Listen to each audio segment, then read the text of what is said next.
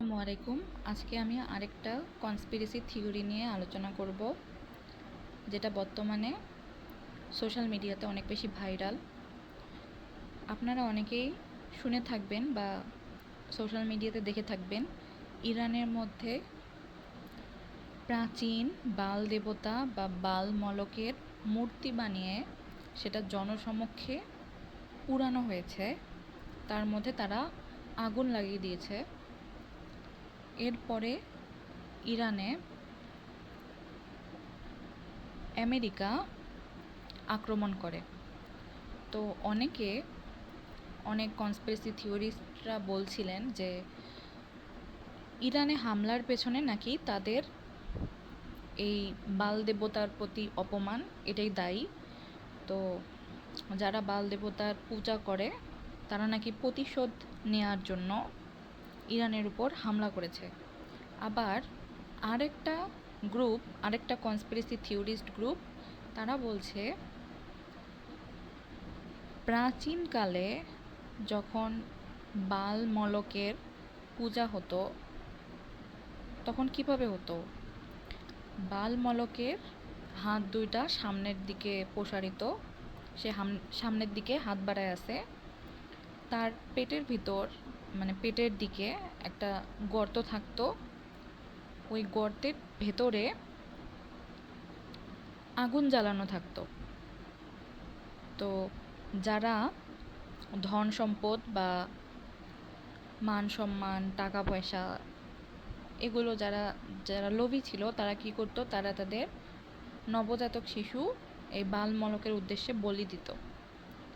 তারা কি করতো, তারা এই বাল মলকের হাতের মধ্যে নিজের ফার্স্ট বর্ন বেবিকে রাখতো। বাচ্চাটা গড়িয়ে হাতের মাধ্যমে গড়িয়ে পেটের ভেতরে যেখানে আগুন জ্বলছে সেখানে পড়ে যাইত, এবং চারপাশে থাকা মানুষজন এরা কি করতো, এরা অনেক জোরে জোরে ড্রাম বাজাতো, নাচানাচি করতো, আনন্দ করতো, যাতে হচ্ছে ওই বাচ্চাটার কান্নার শব্দ বাইরে না আসে। কনস্পিরেসি থিওরিস্টরা একটা যুক্তি দাঁড় করিয়েছে, দ্বিতীয় শ্রেণীর কনস্পিরেসি থিওরিস্টরা, যে দেখো, যারা সনাতনী আছে, যারা হিন্দু ধর্মাবলম্বী, তারা পূজা শেষে তাদের দেবী দেবতাকে পানিতে বিসর্জন দেয়। এটা তাদের সম্মান দেখানোর একটা ওয়ে। আমরা যারা ভিন্ন ধর্মাবলম্বীরা আছি, আমাদের পক্ষে তাদের এই রিচুয়ালটা বোঝাটা সহজ না। আমরা তো ভাবতেই পারি যে দেখো, তারা তাদের দেবী দেবতার অপমান করতেছে, কিন্তু এটা কিন্তু তাদের রিচুয়াল, রাইট? ঠিক তেমনভাবে আমরা যারা মুসলিম, তো আমরা মুসলিমরা আমরা জানি কোনো ব্যক্তি যদি কোরআন শরীফে আগুন ধরায় দেয়, নাউজুবিল্লাহ, তো এখানে সে কোনো প্রকার সম্মান প্রদর্শন করতেছে না। এখানে সে কি করতেছে, 100% শিওরভাবে সে কোরআন শরীফকে অবমাননা করার জন্যই সেই কাজটা করতেছে, রাইট? তো আমরা যেহেতু মুসলিম, আমরা খুব ভালো মতো জানি কি করে আমাদের ধর্মকে সম্মান করতে হবে,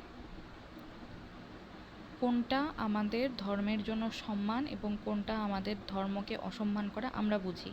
ঠিক তেমনভাবে যারা সনাতনী আছে তারা বোঝে কোনটা তাদের ধর্মের জন্য সম্মান, কোনটা তাদের ধর্মের জন্য অসম্মান।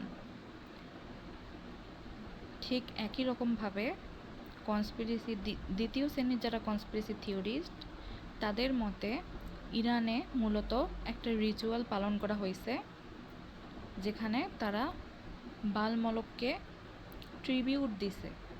তারা এই মূর্তিটা পুরায়া এটা প্রমাণ করেনি যে তারা তাকে পুরায় ফেলতেছে, তারা এটাকে অসম্মান করতেছে, এটাকে ধ্বংস করতেছে, এরকম না। হজরত ইব্রাহিম আলাইসাল্লাম তিনি কি করেছিলেন, তিনি মূর্তির মাথা ভেঙে ফেলেছিলেন, রাইট? তো দ্বিতীয় শ্রেণীর কনস্পিরেসি থিওরিস্টদের মতে ইরানি যারা সবার সামনে মূর্তিতে আগুন দিয়েছিল, তারা যদি মূর্তিতে আগুন না দিয়ে মূর্তিটা ভেঙে ফেলতো, এটাই হয়তো তারা যে বালমলককে ঘৃণার সাথে প্রত্যাখ্যান করতেছে, তার অসম্মান করতেছে, এইটাই হয়তো তার এক্স্যাক্ট ওয়ে। কিন্তু তারা সেটা না করে আগুন দিয়ে বরং সেটা এই বালমলককে ট্রিবিউট দিছে। এটাই হচ্ছে দ্বিতীয় শ্রেণীর কনস্পিরেসি থিওরিস্টদের মতামত। এখন আমি আপনাদের কাছে আপনাদের মতামত জানতে চাই। ধন্যবাদ।